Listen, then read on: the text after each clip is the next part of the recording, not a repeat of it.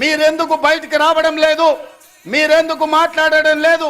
ప్రభుత్వం తీసుకుంటున్న నిర్ణయాలు మీకు నచ్చకపోతే, ప్రజలకు కష్టం వస్తే ప్రజల పక్షాన మీరు మాట్లాడవలసింది పోయి మీరు ఒక గాలి బ్యాచ్ను జమ చేసి ఊరి మీదకి వదిలిరు. వాళ్ళ మాటలు ఎప్పుడైనా మీరు విన్నారా? చంద్రశేఖరరావు గారు ఏం మాట్లాడుతున్నారో, ఏం చేస్తున్నారో? ఫ్యాక్టరీలు తెస్తామంటే వద్దంటారు, పరిశ్రమలు పెడతామంటే వద్దంటారు, రోడ్లు వేస్తామంటే వద్దంటారు, RRR కడతామంటే వద్దంటారు, బ్రాహ్మణవెల్లి పూర్తి చేస్తామంటే వద్దంటారు, ఫార్మా సిటీ కాదు అది ఫ్యూచర్ సిటీ అంటే వద్దంటారు, మన ఫాక్సికాన్ పెట్టుబడులు తెస్తామంటే వద్దంటారు, మీకు ఇచ్చిన మెడికల్ కాలేజీలు పూర్తి చేస్తామంటే వద్దంటారు. ఈరోజు ఏది అయినా వద్దనడం తప్ప ఇంకొక మాటనే వాళ్ళకి తెలుస్తలేదు. నేను అడుగుతున్నా, ఏది వద్దన్నప్పుడు, భూసేకరణ చేయొద్దన్నప్పుడు, పెట్టుబడులు రావద్దన్నప్పుడు, కాలేజీలు తెరవద్దన్నప్పుడు, ఉద్యోగాలు ఇవ్వద్దన్నప్పుడు, గ్రూప్ 4 పరీక్షలు పెట్టొద్దన్నప్పుడు, గ్రూప్ 1 పరీక్షలు పెట్టొద్దన్నప్పుడు, డిఎస్సి నోటిఫికేషన్ రద్దు చేయమంటే ఏ విధంగా తెలంగాణ రాష్ట్రం ముందుకు వెళ్తుందో తెలంగాణ సమాజం ఆలోచన చేయాలి. ఇయ్యాల పరీక్షలు పెట్టొద్దు, పిల్లలకు ఉద్యోగాలు ఇవ్వద్దు అంటే ఇది తెలంగాణకి క్షేమమా? ఇది తెలంగాణకు మంచిదా?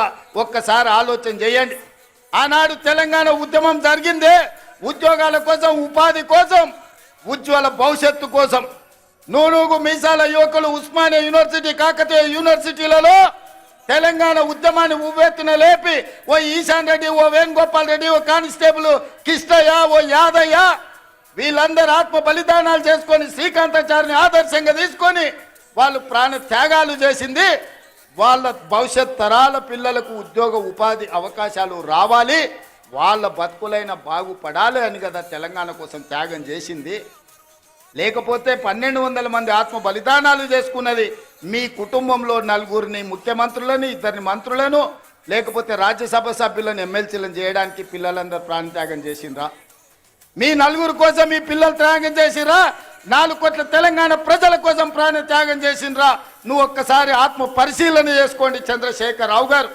ఇవాళ మేము భావిస్తున్నాం 1200 మంది తెలంగాణ బిడ్డల ఆత్మ బలిదానాల పునాదుల మీద ఏర్పడి తెలంగాణ రాష్ట్రం, ఈ తెలంగాణలో ఉండే నిరుద్యోగ రాక్షసిని ఈ రోజు బంధించాలి, నిరుద్యోగ యువకులకు ఉద్యోగాలు ఇచ్చి ప్రయోజకులను చెయ్యాలన్న ఆలోచన ఇవాళ కాంగ్రెస్ పార్టీ చేసింది.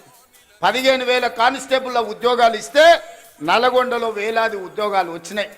ఇవాళ నేను గర్వంగా తెలంగాణ రాష్ట్ర గడ్డ మీద నుంచి చెప్పదలుచుకున్నా, మొదటి సంవత్సరం ఈ దేశానికి స్వతంత్రం వచ్చినప్పటి నుంచి ఈనాటి వరకు 75 సంవత్సరాలలో ఈ దేశంలో ఏ రాష్ట్రంలో ఏ ముఖ్యమంత్రి, ఏ ప్రభుత్వం మొదటి సంవత్సరంలో 55,143 ఉద్యోగాలు ఇచ్చిన రాష్ట్ర ప్రభుత్వమే లేదు. తెలంగాణలో మా ప్రభుత్వం ఇచ్చింది. లెక్క గట్టి మరీ చెప్తా అసెంబ్లీలో చంద్రశేఖరరావు గారు, శాఖల వారీగా అది వ్యవసాయ శాఖనా, అది లేకపోతే R&B శాఖనా, లేకపోతే పంచాయతీరాజ్ శాఖనా, సాగునీటి పారుదల శాఖనా, మున్సిపల్ శాఖనా, లేకపోతే ఏ శాఖలో, పోలీస్ శాఖలనా, మెడికల్ అండ్ హెల్త్ డిపార్ట్మెంటా, శాఖల వారీగా ఇచ్చిన ఉద్యోగాలు ప్రతి ఉద్యోగి పేరు 55,143 ఉద్యోగాలు మేము తెలంగాణలో ఇచ్చిన మొదటి సంవత్సరంలో. నేను గర్వంగా ఈ గడ్డ మీద నుంచి నేను చెప్పదలుచుకున్నా, ఇన్ని ఉద్యోగాలు ఈ దేశంలో ఎవరైనా ఇచ్చిండ్రా? ఇవాళ అక్కడ నడ్డా వచ్చిండంటే ఎక్కడి నుంచో, అయ్యా నడ్డా గారు మీరు మా అడ్డ మీదకి వచ్చారు, అడ్డగోలుగా మీరు మాట్లాడకండి. నేను సూటిగా నడ్డా గారిని కాదు కానీ మోడీ గారిని అడుగుతున్నా. నీ గుజరాత్ రాష్ట్రంలో 14 ఏళ్ళు మీరు ముఖ్యమంత్రిగా ఉన్నారు, 11 ఏళ్ళు ప్రధానమంత్రిగా ఉన్నారు. 25 సంవత్సరాలల్లా నరేంద్ర మోడీ గారి పార్టీ అయిన భారతీయ జనతా పార్టీ అధికారంలో ఉన్న రాష్ట్రం ఉత్తరప్రదేశ్, మధ్యప్రదేశ్, రాజస్థాన్, బీహారా, లేకపోతే ఛత్తీస్గఢ, జార్ఖండ్, కర్ణాటకనా, మహారాష్ట్రనా, ఏ రాష్ట్రమైన నేను సవాల్ విసురుతున్న నరేంద్ర మోడీ గారు, మీ రాష్ట్ర ప్రభుత్వాలు ఉన్న దగ్గర ఒక్క సంవత్సరంలో 55,000 ఉద్యోగాలు ఇస్తే మీరు లెక్క చూపించండి. ఢిల్లీ నడి బజార్లో మీకు క్షమాపణ చెప్పి తల వంచుకొని నేను వస్తా.